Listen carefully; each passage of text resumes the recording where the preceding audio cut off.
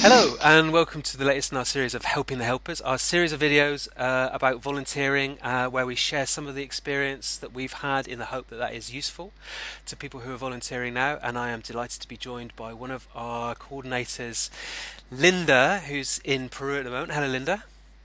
Hi, Paul. It's really Super nice to be, nice to have the chat with you today. and really nice to be joined by you. It's been a while because you worked for us on a refugee camp in Greece nearly 4 years ago, when things were Yeah. really, really tough at the time.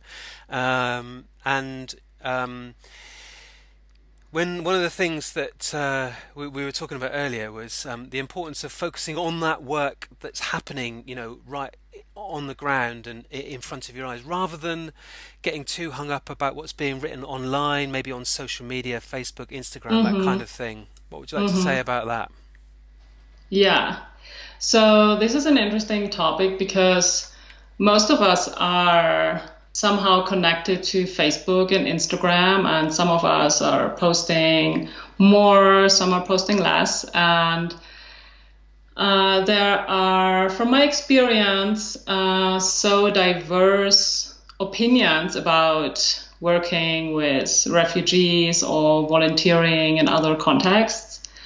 Um, and I feel like one can get really lost in that, and including myself. Like my experience from like 2016 working in Greece in this refugee camp is that I was so emotionally involved in this whole topic, of course, yeah, much more at the time when I was actually working there, yeah. So in like personal discussions with friends or acquaintances or people I met somewhere else, and also on social media, um, I could get quite emotional and very strong opinion about the work there. My personal opinion about the work there, about like what they call the refugees crisis,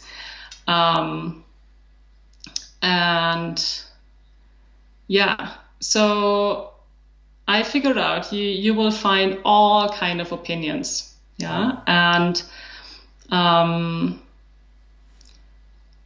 this this can be quite draining, yeah, especially in social media when there's a bunch of like different comments and opinions on different posts.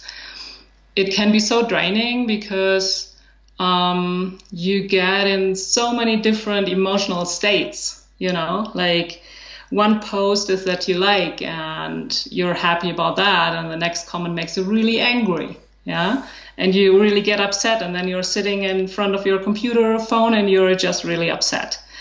um yeah, so what I find really helpful Mm. is to focus on my own values, yeah, to focus on my own, why am I doing this, what am I doing this for, like my work in this refugee camp, yeah. So what is my reason that I came here, that I decided um, to put my energy in this project to support this organization.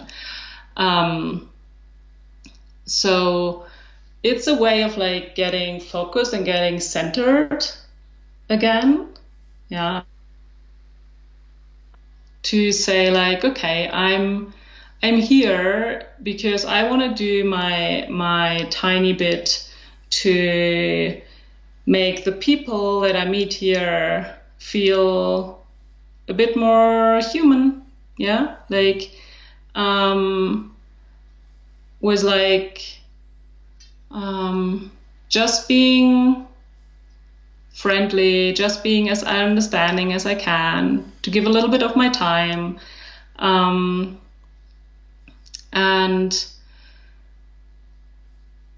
yeah, then not trying to find my direction, my values somewhere out there, yeah, to see like whose opinion might be right, but like focusing on my own heart, yeah, Mm. what does my own heart say? Yeah, like, um, yeah. And this can include a little bit of a social media diet as well.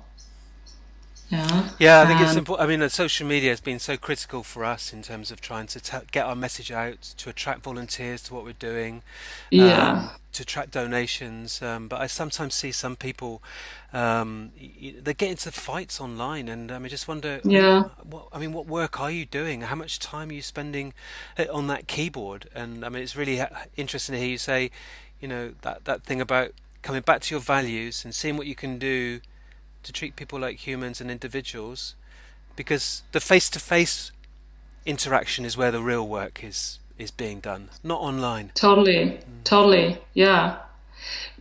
It's like also that I feel like online, people often don't get into arguments because they are willing and they are open to receive a difference. Yeah, they want to stick with their opinion. Like every one of us knows this state. We have an opinion. We are convinced about that.